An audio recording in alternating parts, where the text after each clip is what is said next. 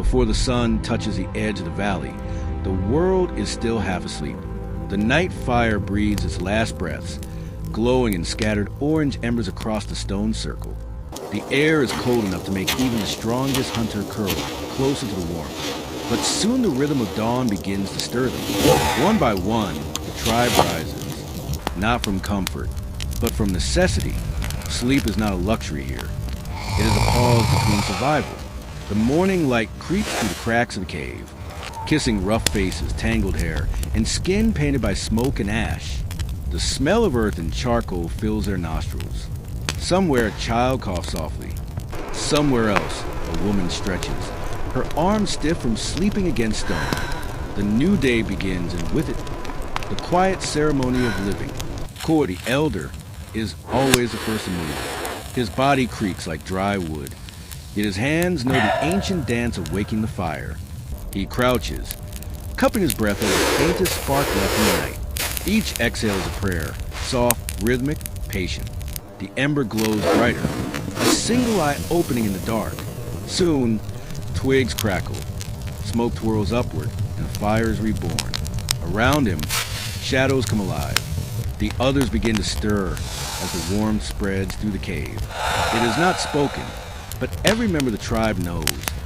A morning without fire is a day without life. As the flames rise, faces gather close, silent, reverent. For them, this is not routine. It is survival wrapped in ritual. Before any word is spoken, water must be fetched. Lyra and two younger women carry clay vessels toward the stream beyond the trees. The forest at dawn is both beautiful and dangerous, shimmering with dew yet whispering of predators.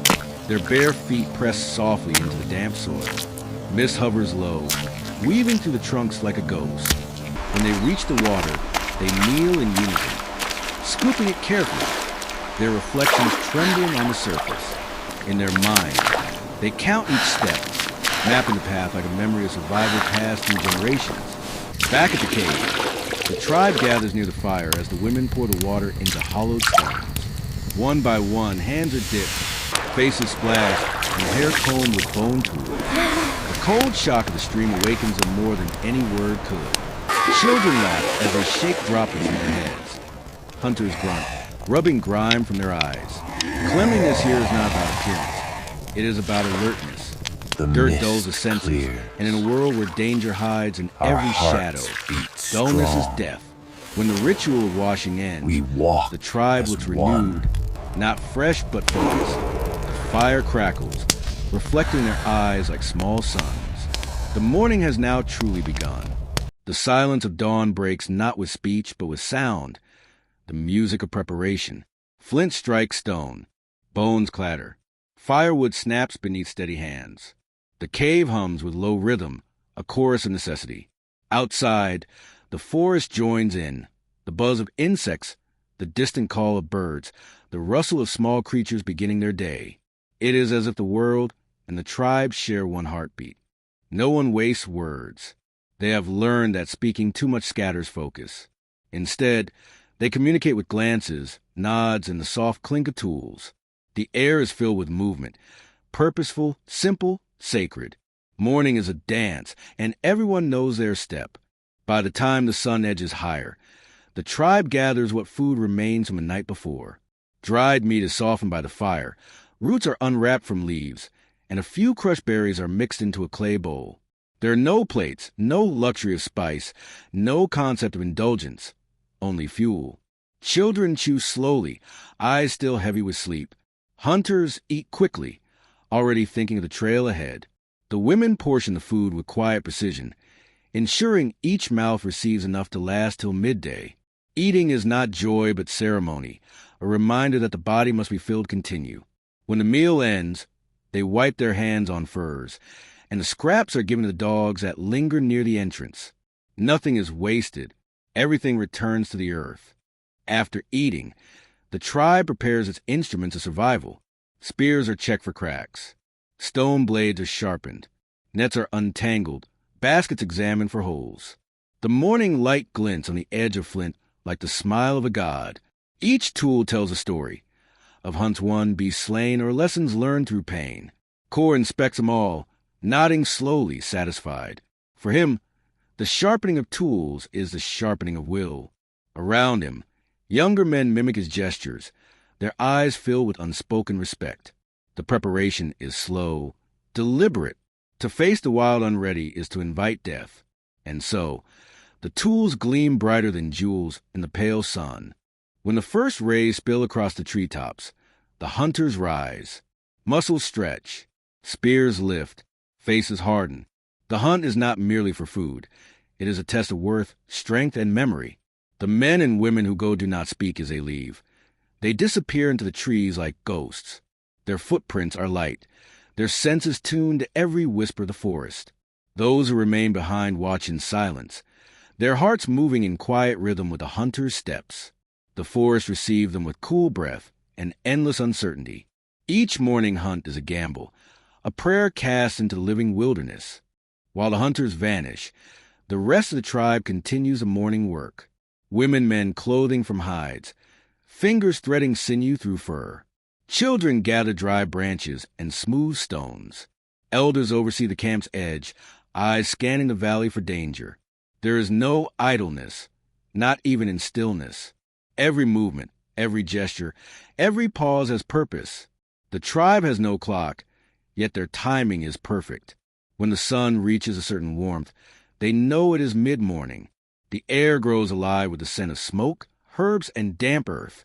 The cave hums with quiet efficiency, the heartbeat of survival and motion. As the tasks unfold, teaching happens wordlessly. The young learn by doing, by watching, by imitating, by failing and trying again.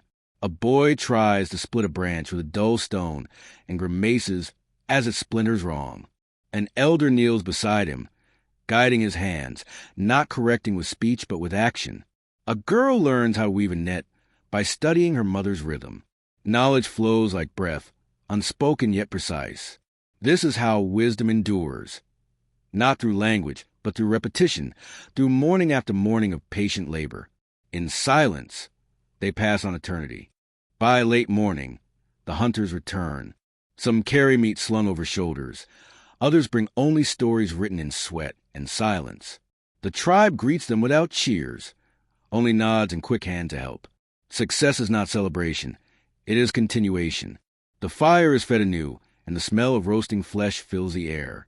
Children watch with wide eyes as the hunters clean their tools and wipe blood onto leaves. The rhythm of the day has shifted now, from awakening to sustaining. The hunt has fed not just their bodies, but their reason to continue. Each face glows in the firelight with the faint pride of another morning survived. After the meal, the work changes. The tribe turns to mending, tools, furs, shelters, even each other. A cut is cleaned with ash and herbs. A broken spear is reshaped over coals. The cave echoes with low voices and the rasp of stone against stone. These moments are quieter, but equally vital. Morning drifts slowly toward midday, and the world feels balanced between effort and calm. The tribe exists in this fragile equilibrium, never rushing, never wasting. Each repair is an act of faith, that tomorrow will come, and they will still be here to face it. When the sun reaches its peak, shadows vanish.